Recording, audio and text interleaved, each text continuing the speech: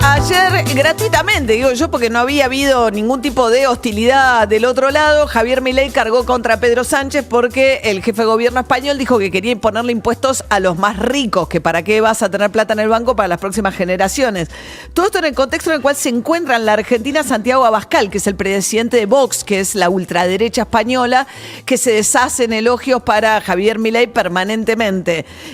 Bueno, vamos a ver qué pasa en España con todo esto. Carlos Cue, periodista del diario El País de España. ¿Cómo andas, Carlos? Buen día.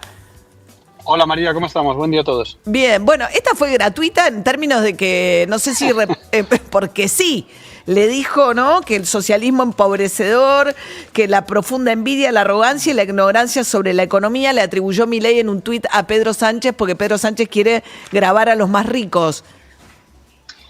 Sí, yo creo que es totalmente gratuita, pero es evidente que a Milei le encanta el contraste con Pedro Sánchez. En su día a Pedro Sánchez también le gustaba el contraste con Milei y de hecho lo puso en varios discursos, pero ya hace bastante tiempo, desde que tuvimos el problemón que acabó con el embajador argentino, la embajadora argentina fuera de España en Argentina fuera, Sánchez ya no ha vuelto a hablar de Milei tanto. Pero sí es verdad que a Milei claramente le encanta ir contra Sánchez y es bastante ridículo el planteamiento porque Milei y mucha gente, yo hoy estaba viendo redes sociales, la gente que apoya a Milei, quieren convencer al mundo de que España está en la ruina porque el socialismo está haciendo un sistema impositivo, terrorífico, que está haciendo que los ricos se vayan de España. Pues como saben los del orden de 300.000 argentinos que viven en España, y que algunos nos estarán escuchando, es que esto no es así, sencillamente no es verdad. Sencillamente en España hay muchísimos ricos, ganan un montón de dinero, tienen unos impuestos muy bajitos, muy poquito, y lo que pasa es que hay una discusión política porque en algunas autonomías, en España se llaman autonomías a las provincias, en algunas autonomías gobernadas por el PP, la derecha moderada, que no es Vox, la derecha moderada le están bajando los impuestos a los ricos, algunos impuestos muy particulares, que son el impuesto de patrimonio y el impuesto de sucesiones, cuando tienes una herencia y demás.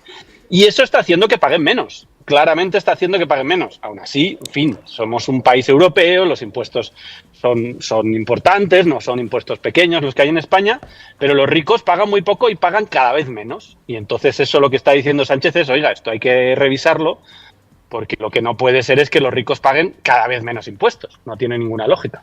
¿Y eso depende de las autonomías o del gobierno central?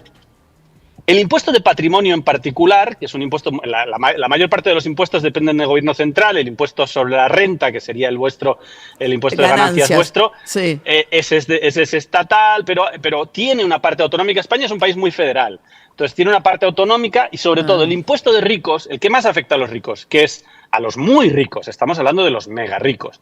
El que más afecta a los ricos, que es el de patrimonio, o sea, para que entienda la gente.